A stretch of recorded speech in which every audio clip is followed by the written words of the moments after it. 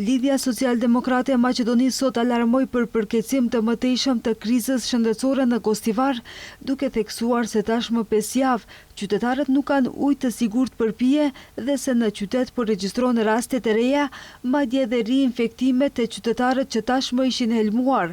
Nga partia opozitare theksuan se shfaqja e personave të sëmur për herë të dytë është tregues serioz se burimi i ndotjes ende nuk është vënë në kontroll, ndërsa qytetarët mbeten të ekspozuar ndaj rrezikut në mes të verës dhe temperaturave të larta.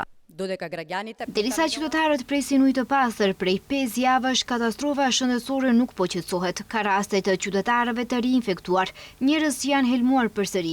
Ky është një alarm serioz se rreziku nuk është eliminuar. Për 5 javë Klekovski dhe Mickoski japin deklarata dhe premtime të ndryshme se problemi është drejt zgjidhjes, ndërsa zgjidhje nuk ka. Ata po luajnë me shëndetin e banorëve, ndërsa 5.000 qytetarë janë prekur. Nga LSDM edhe sot kritikuan ministrin e shëndetësisë Sasho Klekovskin dhe kryeministrin Hristijan Mickoski për vonesa në të gjitha hapat, nga shpallja e epidemisë deri te ndërmarrja e masave mbrojtëse.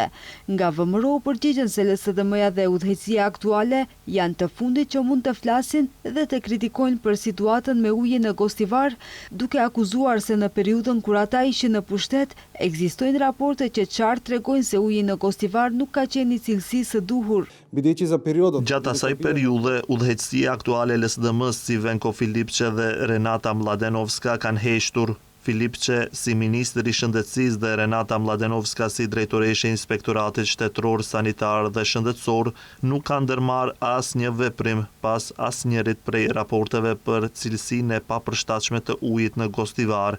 Kanë heqtur, gjë që tregon se janë kujdesur për funksionet, pushtetin dhe interesat e një grupi të vogël njerëzish nga pushteti. Kujtojmë se uji në Gostivar vazhdon të jetë i ndaluar për pije pasi autoritetet zbuluan për mbajtje të bakterieve si pasojë ndotjes së ujit, e cila shkaktoi helmimin e mijëra qytetarëve.